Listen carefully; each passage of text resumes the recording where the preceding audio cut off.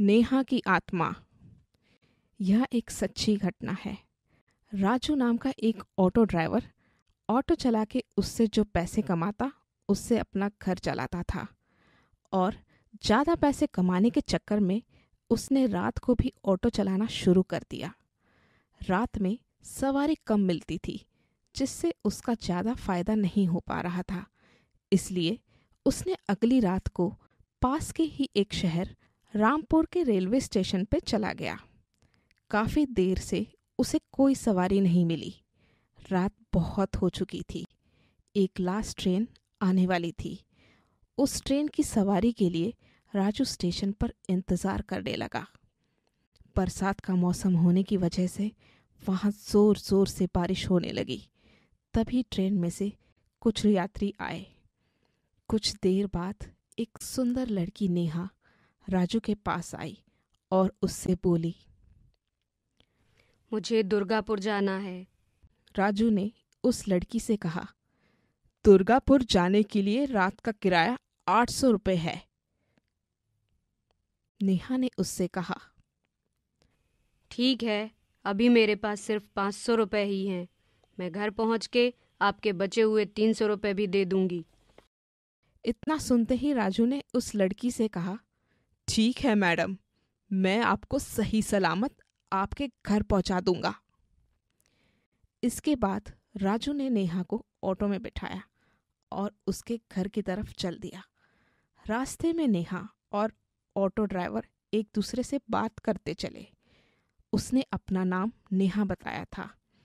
ऐसे ही बात करते करते कुछ ही देर में नेहा अपने घर पहुंच गई। नेहा ऑटो से उतरी और बाकी पैसे लेने के लिए घर के अंदर चली गई और राजू वहीं बाहर ऑटो में इंतज़ार करने लगा। काफ़ी देर तक इंतज़ार करने के बाद भी जब नेहा बाहर नहीं आई तो राजू ने घर का दरवाज़ा खटखटाया। घर के अंदर से एक औरत बाहर निकली। राजू उससे बोला, एक लड़की मेरे ऑटो से आई है, उसके 300 रुपये बाकी है। वो पैसे लेने अंदर गई लेकिन अभी तक वापस नहीं आई।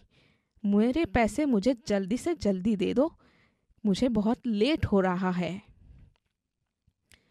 इस पर उस औरत ने कहा, कौन सी लड़की? यहाँ तो बस मेरे पति और मैं ही रहते हैं। फिर राजू ने उससे कहा, उस लड़की ने अपना नाम नेहा बताया था। इतना सुनते ही औरत हैरान हो गई। उसने राजू को अपने घर अंदर ले जाकर दीवार पे टंगी अपनी बेटी की फोटो दिखाई। वो फोटो देखते ही राजू बोला, हाँ हाँ, ये वही लड़की है। तब तक उसके पति भी अपने कमरे से बाहर आ गए और उन्होंने बताया, ये कैसे हो सकता है, ये हमारी बेटी है। ये 3 साल पहले अपनी पढ़ाई पूरी करके हमारे घर आ रही थी, तभी एक ट्रक से उसका एक्सीडेंट हो गया था। वो अब मर चुकी है। ये सुनते ही राजू के होश उड़ गए और वो वहाँ से भाग निकला। जैसे ही वो ऑटो के पास पहुँचा, उसके सीट पे बचे हुए 300 रुपये रखे थे।